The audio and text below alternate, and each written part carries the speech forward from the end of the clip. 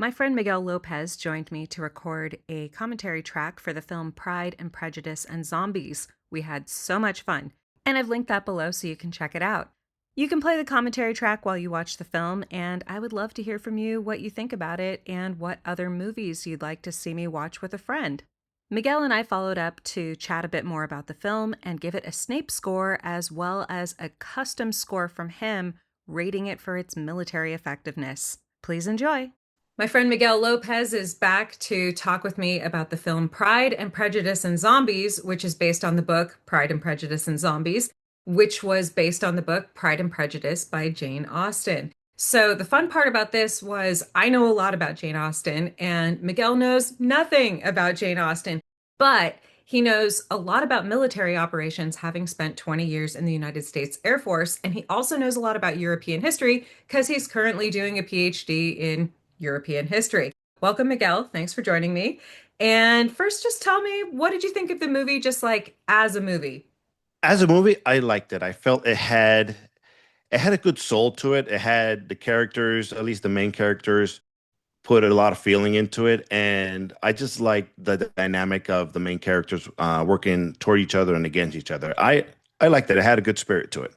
I kind of feel the same way. I don't think it's a perfect movie by a long shot, but movies don't need to be perfect to be good. Yeah, the CG wasn't as good as it could have been, and they clearly didn't have the budget to have maybe a slightly larger cast, but it knew what it was. This is a movie that just wanted to be some good, dumb fun, and it's some good, dumb fun. And quite a lot of the time after a busy day, like that's literally all I want. So, yeah, totally agree there. Like, as a movie, it's just a good time, good popcorn movie, good fun. I would say, like, from my point of view, as like a literary person, as a Jane Austen movie, it gets a surprising amount right. Like, my favorite part of it for sure is the casting of Matt Smith as Mr. Collins, as we talked about in our commentary track, because he played that character as if it was exactly the same dude from the book. And Mr. Collins is the kind of guy who, even if there was a zombie apocalypse, literally wouldn't change a thing about anything he did. He's just like, oh, yeah, I guess there's zombies now. But he would just keep right on trucking. He'd do exactly what he intended. And I feel like they caught all of the like the wit and the fun and the drama and the tension. Like they got that stuff right. There were a few things they got wrong because they had to condense it. But like I was thinking about this after we finished watching the movie, and I was like, I actually think that Pride and Prejudice and Zombies got more right than the 2005 version of Pride and Prejudice, Oh, really? which is actually just trying to adapt the book. I feel like that version of the film, and this is not the fault of any of the actors in the film. I feel like all the actors totally did their best, but the script condensed things down so hard that it skipped over a lot of stuff, and it was really weird that like this movie that crammed in a bunch of zombie stuff weirdly was more faithful to like the spirit of the book. I don't know. Did That's watching interesting. this get you interested at all in reading a Jane Austen novel?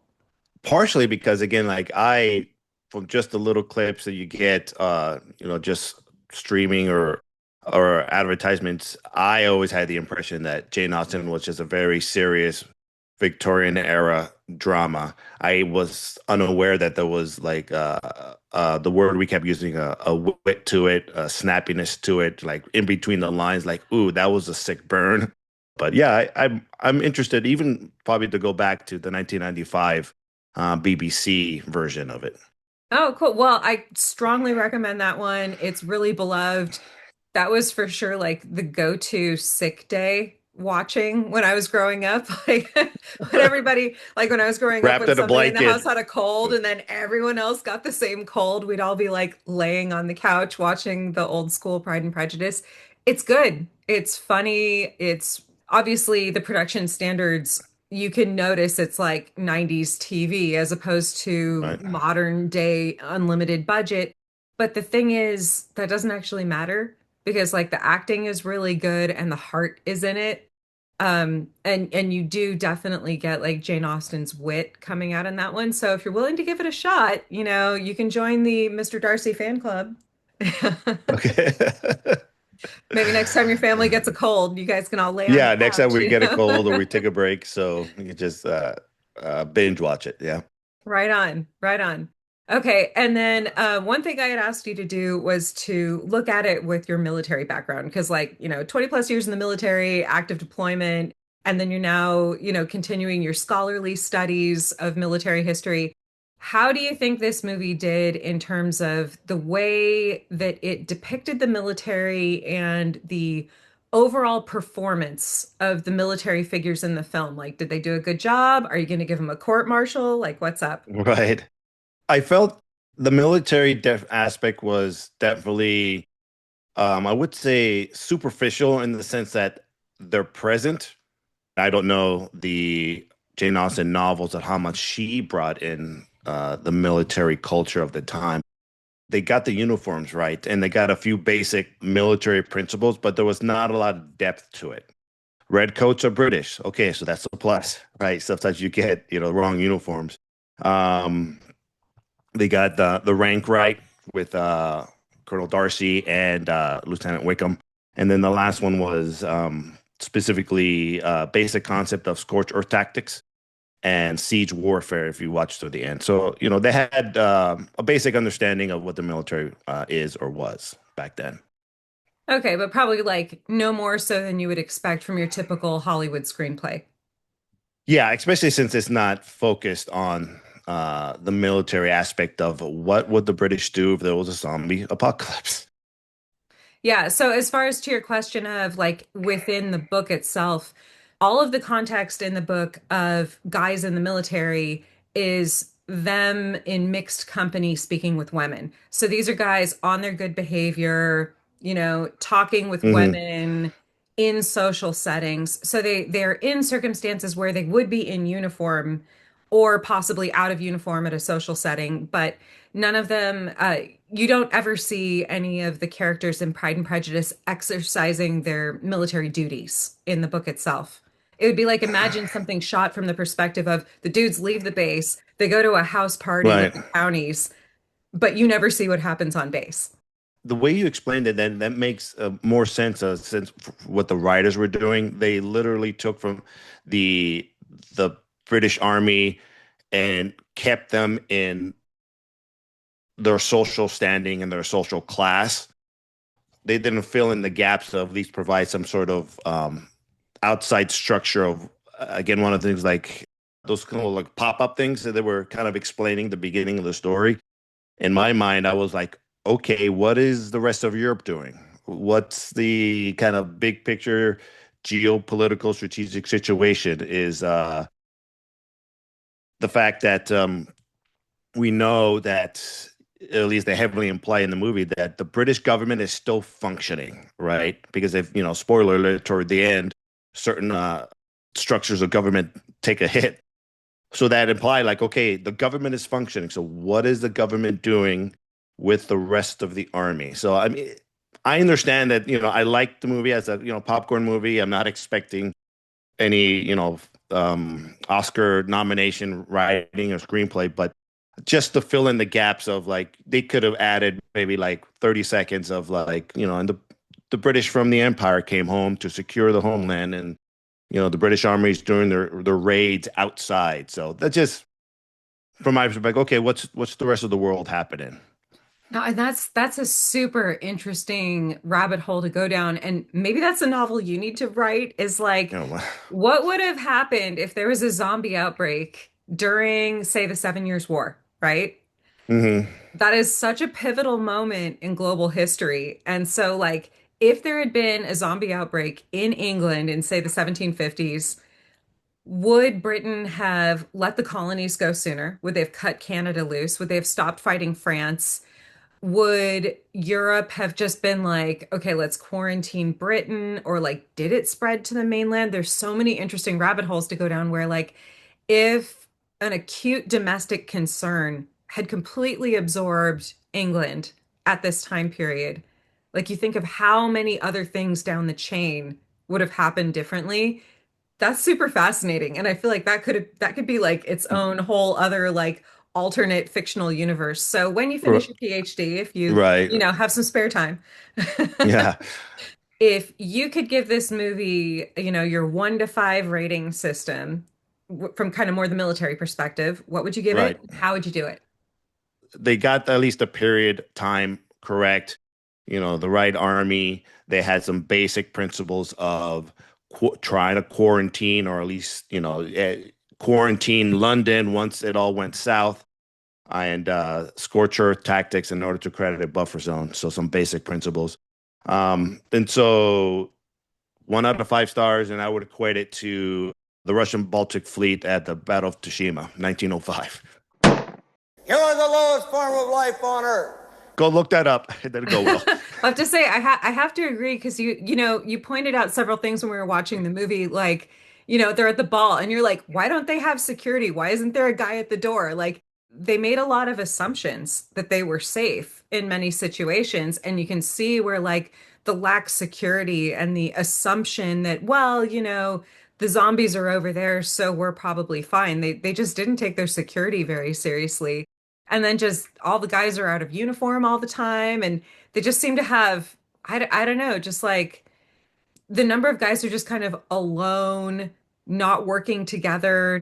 Like that scene where Mr. Bingley's wandering around by himself, dressed in his civvies with his long tie all it was even sloppy tied. Like so that was Hmm. kind of my objection. Like from your military standpoint, you'd be like, why is that guy out of uniform? And from my like historical Jane Austen perspective, I'm like, his tie is tied really sloppy and it was like hanging down all loose. And so a zombie was able to grab it. And also, he like threw a grenade and then leaned over to watch what happened. And I'm like, did they teach this guy nothing in boot camp? Yeah. You're Like, supposed to chuck it like a shot put. You yeah, and throw then it. like run or take cover or something. So yeah, there Hmm. was just kind of a basic, like even as someone very, very ignorant of military discipline, I noticed a lot of that too, where it was just like these guys just seem sloppy. Like no wonder this country went to pot?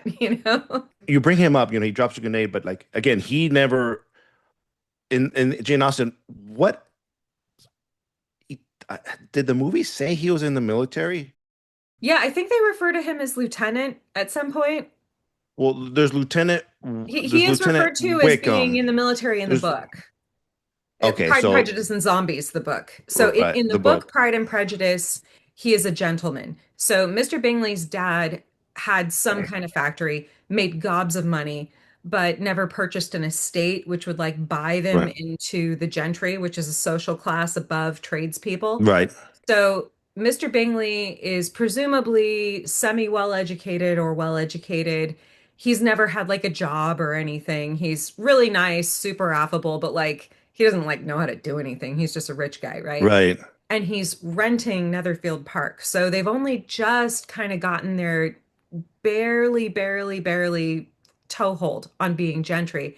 And then at the end of the novel Pride and Prejudice, he purchases an estate. So now he's proper gentry, especially because he marries Jane Bennet, who's old gentry. Hmm. So he marries into gentry and he buys an estate. Okay, Yeah. so now they're in. But like he's kind of very tenuous in his position. Mhm. So in Pride and Prejudice and Zombies, it says that he is in the military, but he's not actually terribly well skilled. So like the girls like him personally, but he's not like the world's Right. greatest fighter. Whereas Mr. Darcy has zero chill and he's clearly trained Yeah, really but hard and he's very, very good at fighting and he's old gentry, so he's got nothing to prove. That's kind of Mr. Darcy's downfall is because he has nothing to prove. He's just a giant snob. Like he's like, I don't have to right. impress anyone. Everyone here needs to be impressed with me, right? And so he comes off as just really snotty and like the fact that his character is repeatedly described as being tall, like he is physically imposing and he's literally looking down on everyone. Even though his character doesn't his persona doesn't change very much in the movie, I thought that was very well done. You could tell that he was always serious, when situations where if he was going to have to, eliminate somebody that was just maybe becoming a zombie, he wouldn't hesitate, even though he was still, I don't want to say a very binary character because he does change, but that actor depicted him very well. I liked it, even though it was, mostly stern, arrogant. I liked him very well. So the funny thing about what you just said is that's more or less exactly what Elizabeth Bennet has to say about him. I do like him. I love him. Indeed, he has no improper pride. When she gets engaged with Mr. Darcy, her dad talks to her and he's like, "Are you serious? Do you really want to marry?" Like Mr. Darcy goes to Mr. Bennet at the end of the book and he's like, "Can I marry your daughter?" Blah blah blah. And then Mr. Bennet calls his daughter in to talk to her and he's like, "Look, I know this guy's rich. I know if you marry this guy, you're gonna solve all of our family's problems, but like he's kind of this like snobby jerk. But look, if you Does really he ever like him." smile? You know, Yeah, just like no, not really. No, he can. That's the thing. He's like, okay, I know this guy's a snobby jerk, but that doesn't mean anything to me if you really love him. But please don't do this just because you feel like you have to. And so, like that, the fact that you learned, even through this silly, ridiculous zombie movie, right, you learned to like and respect Mr. Darcy as you got to know him, despite the fact that he's like kind of this aloof snob who never smiles. Congratulations! You have now gotten right. to know Mr. Darcy. Like you have experienced why people like Mr. Darcy, and I'm actually really pleased that you Because I had that think, result from this. So yeah, that's there's very you cool. can kind of the way it got depicted, you could tell there's an emotional depth there. Yeah. Oh, So, that's really cool. Yeah, because look, this is a dumb popcorn movie and it's fun. yeah, And it's I fun. love dumb popcorn movies, but like there really is a beating heart underneath it, which is very sweet. I'm very pleased that that was the conclusion you came to. And I hope that you get to know Mr. Darcy in other circumstances as well, and you will come to love him the way we all do. And you'll understand why it's so funny at the end when Matt Smith goes, "You may now kiss Mr. Darcy." My Snape score is based on Alan Rickman's portrayal of Severus Snape, which is like the absolute gold standard for taking a character Hmm. from page to screen. This one's a little tricky because it's a movie based on a book. As far as the movie's relation to the book, I'd say about two-thirds of the way through, it sticks pretty closely to the book.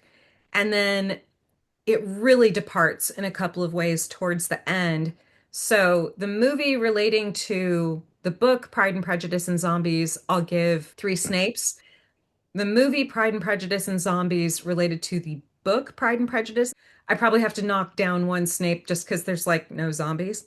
Um, Right. but That's a small difference there. small difference. But the funny thing about the book Pride and Prejudice and Zombies is like you could write it off as just being like this like really dopey joke, but it is surprisingly faithful to the original text. So I would give like the book Pride and Prejudice and Zombies four Snapes in relation to Pride and Prejudice because it Oh wow, okay. it really more or less sticks pretty closely. It is the same story, just what would happen if there were zombies as well, right? But Hmm. basically the same events unfold. I would say the book is less apocalyptic than the movie. Okay. So Oh, like okay. the zombie plague in the book is more like this is an ongoing nuisance, but society is still manageable. Whereas you definitely get the sense more in the movie that like the world is falling apart. So that is kind of a difference, which I guess that makes sense for a movie, but it was a lot of fun watching this movie with you. And we had chatted afterwards about maybe watching Clueless because you mentioned that that was a movie you liked that you had no idea was based on another Jane Austen book. So And it's been years. It's been years since I've watched that oh movie. yeah, it's so fun. No, I love that movie. I rewatch that one probably, at least once a year maybe. It's Oh, got some really? great lines and it's funny. It's in the era that we were going to high school, that kind of era. So, and we Yeah. get to watch the ageless wonder that is Paul Rudd. Exactly, right? Right, and you're like, yeah, I get it. I get why she likes him. Yeah. Right. Yep. Cool. Okay. All right. Well, it'll be good to watch that one with you in the future, and thanks for joining me.